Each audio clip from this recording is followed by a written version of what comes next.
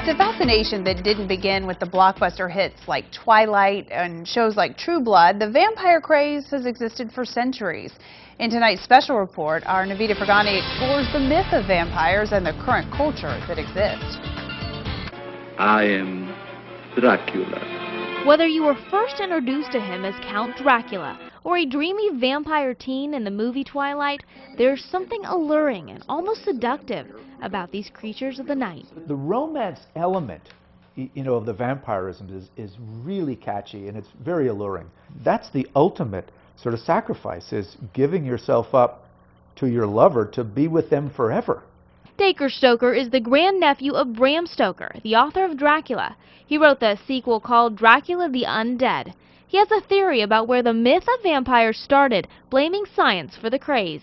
Is he an undead person, or was he pronounced dead by mistake?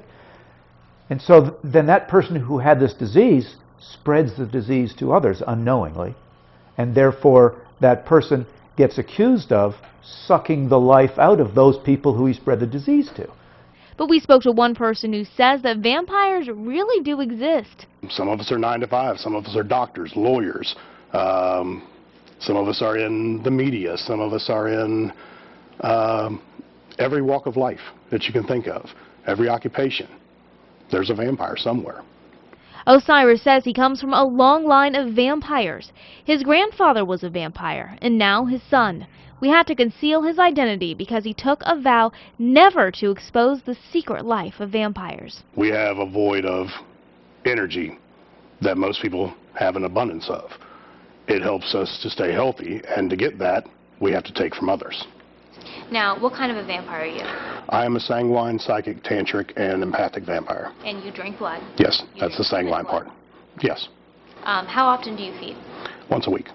While fictional vampires come in many forms, some of them can be in the light, some sparkle in the light, some lose their power in the light, some burn in the light, and how they also deal with actual nourishment. Some need human blood, some can deal with animal blood. So whether you're a Twilight fan or just fascinated by the seductive and charming characters portrayed in fiction, those that call themselves real vampires want people to know the true culture doesn't always make the big screens.